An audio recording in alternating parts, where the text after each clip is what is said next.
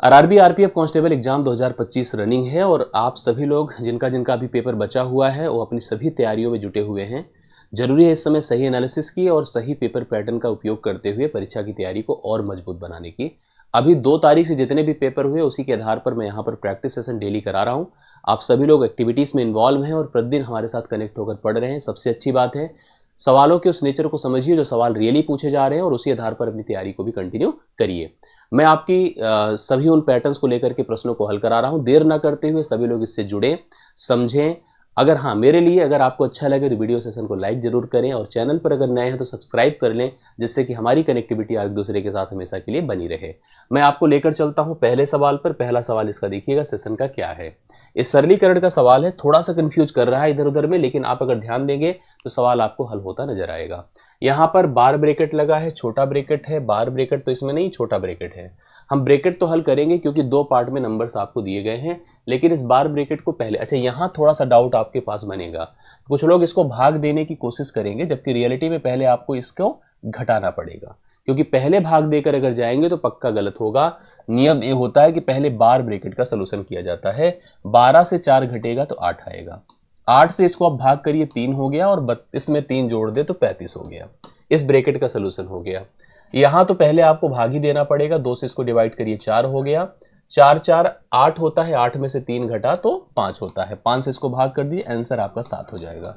Right solution इस सवाल का 7 है, जो कि ऑप्शन नंबर आपको बी में दिख रहा है। करेक्ट आंसर आप लोग नोट कर ले। पहला सवाल डन होता है।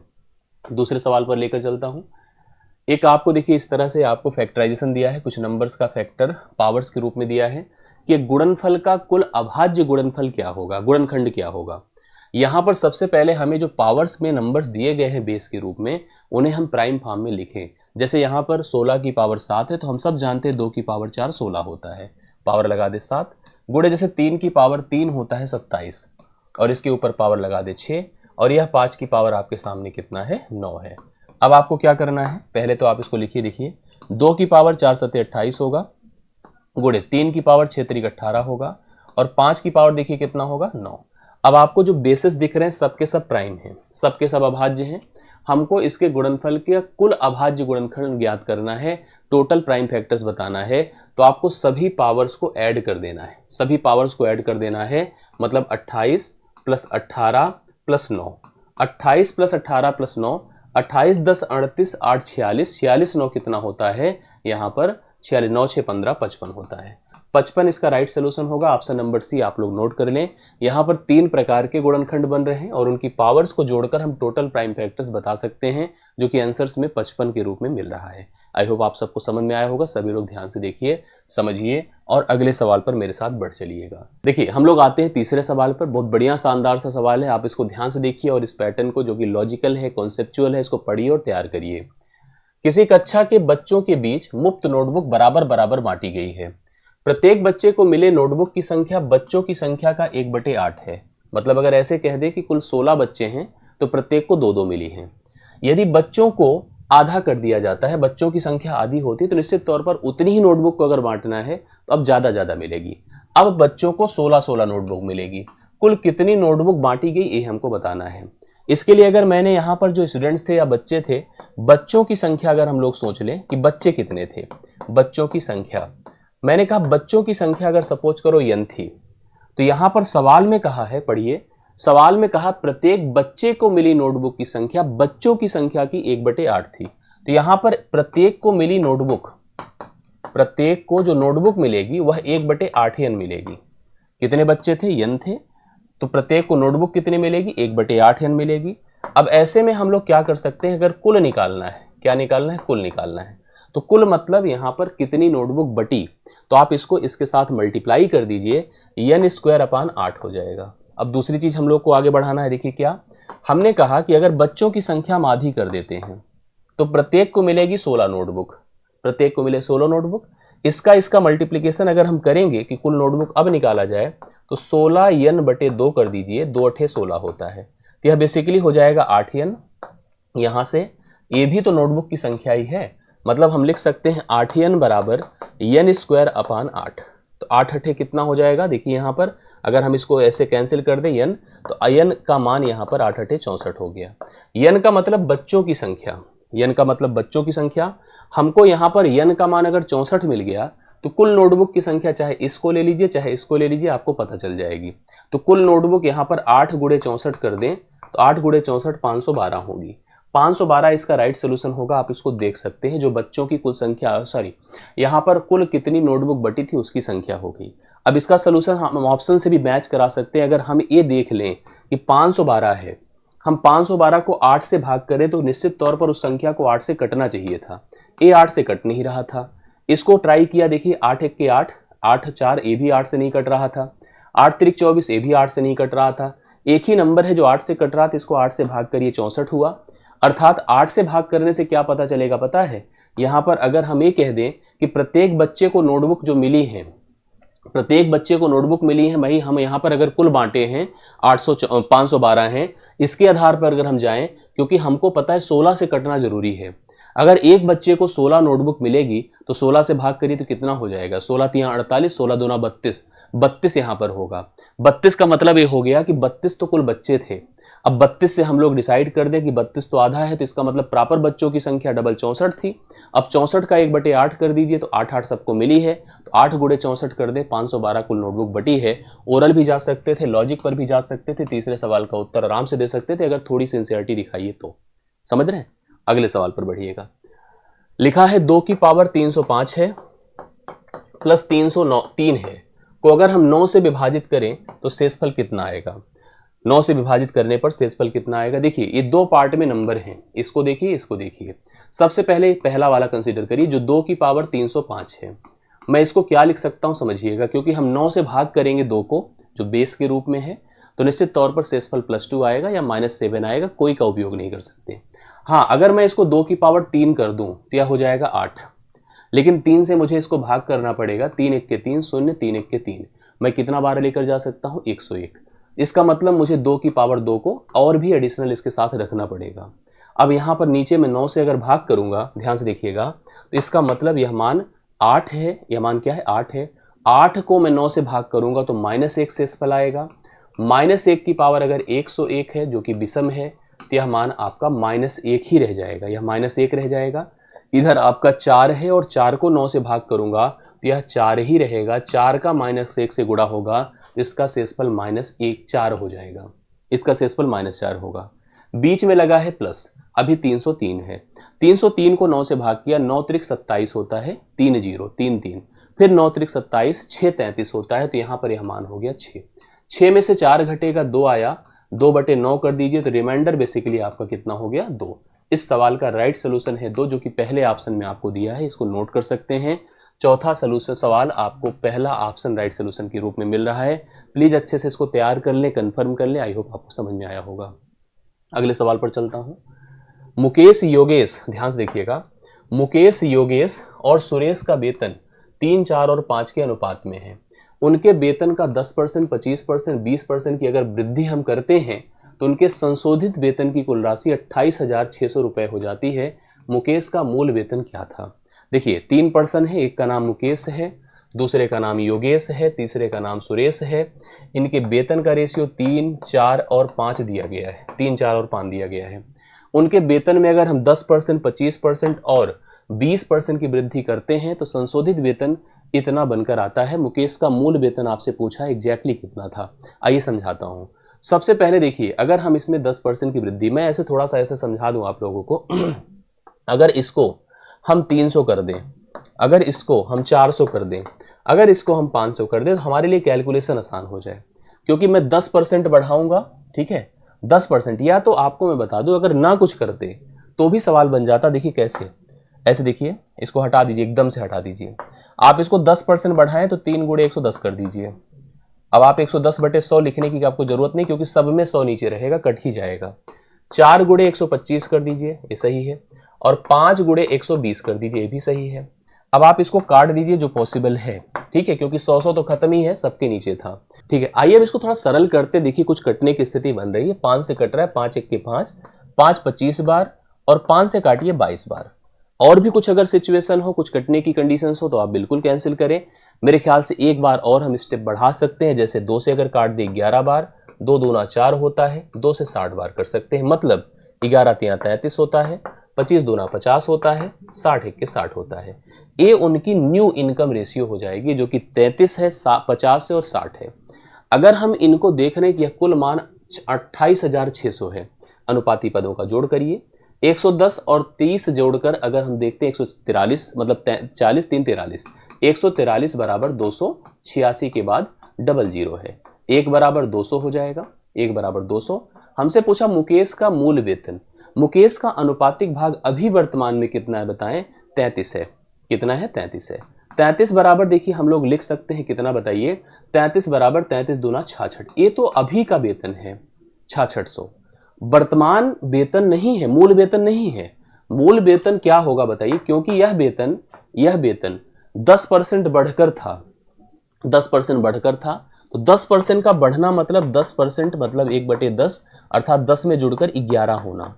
11 का मान इसको मानो 6600, 11 का मान 6600 था, तो मूल वेतन करना है तो हम 10 का मान निकालें, कितना होगा, 11 छके 66, 600 होता है, 600 को 10 से गुणा कर दें, 6000 उसका मूल वेतन होगा, जो देखिए ऑप्शन नंबर आपको बी में दिया गया है। बहुत सारे लोग 6600 पे जा सकते हैं, तो बढ़ा हुआ वेतन है ना, जो 10% बढ़कर आया था, रियलिटी में तो उसका वेतन कितना था, 6000 था, जो ऑप्शन नंबर बी में है। आई होप आपको समझ में आया होगा।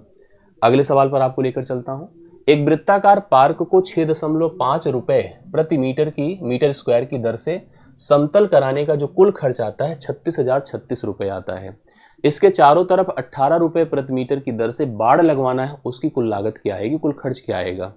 देखिए ये वृत्ताकार मैदान है, देखिए जब भी किसी मैदान को समतल कराना है, लेबलिंग कराना है, उसका कुल खर्च दिया है, रेट दिया है, तो हम रेट से कुल खर्च को भाग करके हम दर मतलब हम उसका वो मेजरमेंट कैलकुलेट कर सकते हैं। दरअसल यहाँ पर समतल करवाना है, समतल करवाने की लागत हमको दिया है, रेट दिया है, हम इससे समतल करवाना मतलब इस पूरे सरफेस का एरिया कैलकुलेट कर सकते हैं। एरिया क्या होगा, एरिया बराबर कुल खर्च जो हुआ है 36,036 बटा जो रेट था 6.50, यही इस मैदान का एरिया होगा। और रियलिटी में एरिया क्या होता है, रियलिटी में एरिया जो होता है वो होता है pi R square, pi R square. तो ये पाई आर स्क्वायर का मान है, यहाँ से हम इस सर्कुलर मैदान का रेडियस फाइंड कर सकते हैं, और उसी की ज़रूरत है। क्यों ज़रूरत है, क्योंकि अभी मुझे इसके चारों तरफ ऐसे बाड़ बंधवाना है। बाड़ बंधवाना मतलब इसकी परिधि पर काम करना है, सी बराबर 2 पाई आर पर जाना है, सी बराबर 2 पाई आर पर जाना है, और 2 पाई आर में हमें आर की तो जरूरत पड़ेगी ही ना, आर की जरूरत पड़ेगी। तो ऐसी स्थिति में हम लोग पहले आर निकाल दें, फिर परिधि निकाल दें, परिधि का हम रेट से मल्टीप्लिकेशन कर दें, तो हमें कुल यहाँ पर इसका कॉस्टिंग पता चल जाएगा। सबसे पहले यहाँ इसको प्रॉपर सोचिए, एरिया कितना दिया है बताइए, 36,036 बटा 6.50, ठीक है। आइए देखिए, अब एरिया का मान हम सबको पता है कि पाई आर स्क्वायर होता है। पाई आर स्क्वायर बराबर आपने देखा कि 36 है, 0.36 है, इसका एक जीरो खत्म कर दिए, एक जीरो बढ़ाइए और यहाँ लिखिए 65, ठीक है, 0.1 अंक पे गायब हो जाएगा।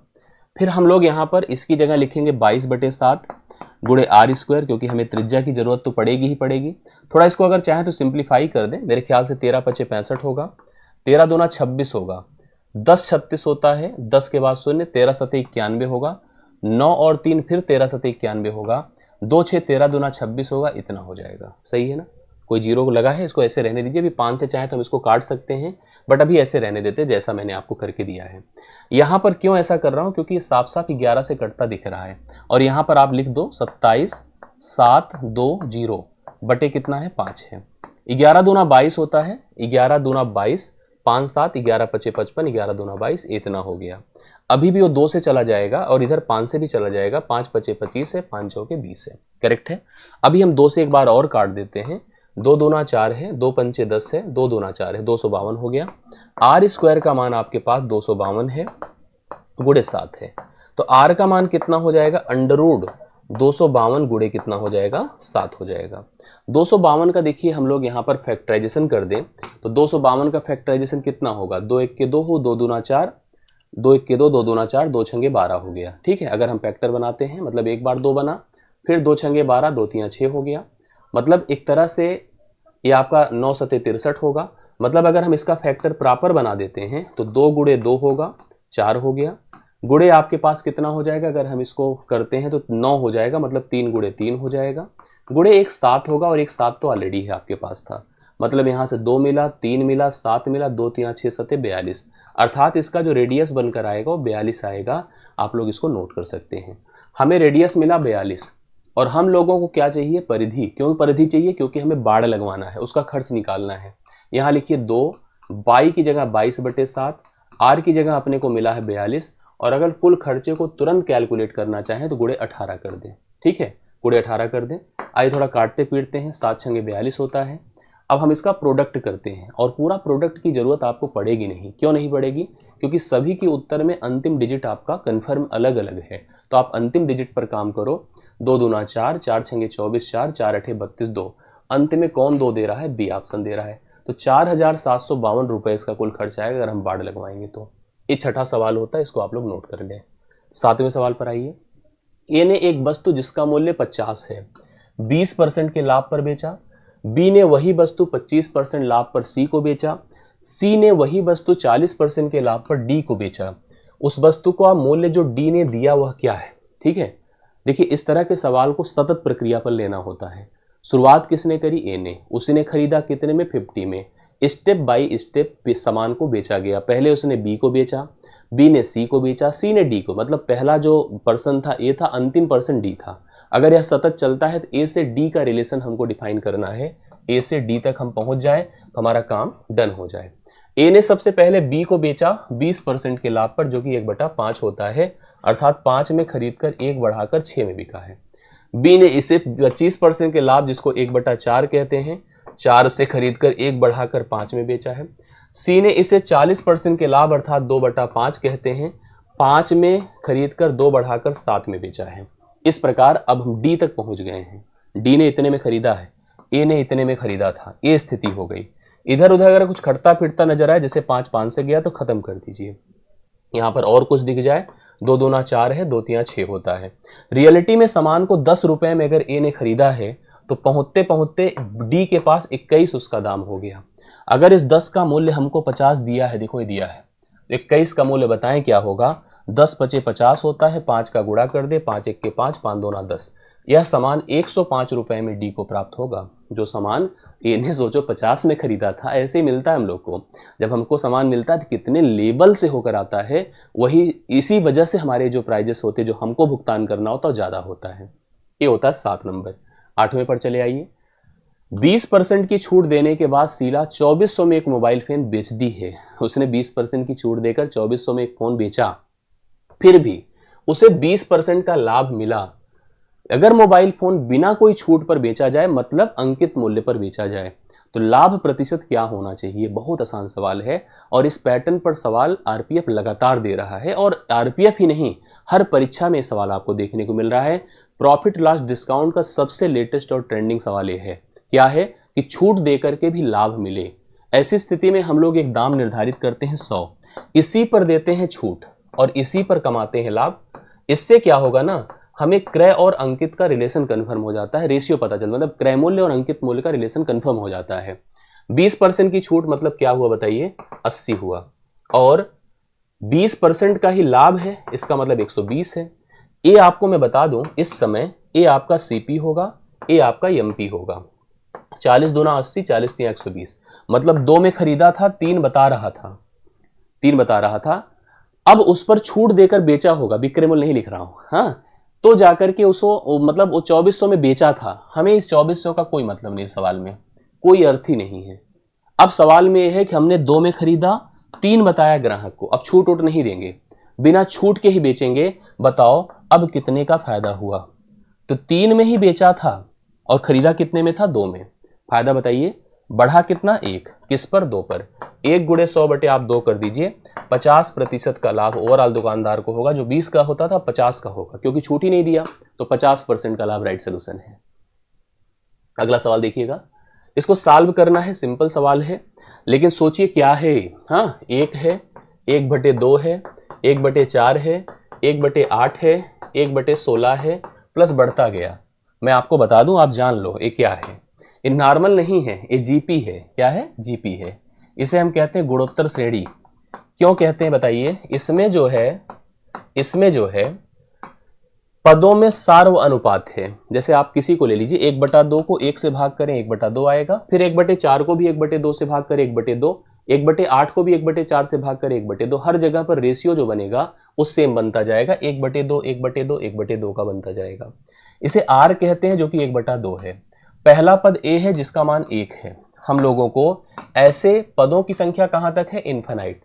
गुणोत्तर श्रेणी के अनंत पदों का योगफल yes infinite is equal to a upon 1 minus r होता है। ठीक है, इसमें क्योंकि आर छोटा भी है 1 से ना, ये आर है आपका जो छोटा है 1 से, अगर ये छोटा है तो यहाँ पर 1 माइनस आर, अगर ये बड़ा होता तो आर माइनस 1। तो ए का मान 1 है और आर का मान 1/2 है। 1 माइनस 1/2 होगा, 1/1/2 होगा, ऊपर जाएगा 2 होगा। तो राइट सोल्यूशन इस सवाल का 2 होगा, जो कि पहले ऑप्शन में आपको दिया है। करेक्ट आंसर आप लिख लो, हो सकता है सवाल ऐसा पैटर्न आपको दे दे एग्जाम में। ठीक है, लास्ट क्वेश्चन रहेगा। 513 लीटर मिश्रण है, 13-14 के अनुपात में उसमें दूध पानी है। मिश्रण में कितना दूध मिला दें कि उसमें वह अनुपात 3 का और 2 का हो जाए।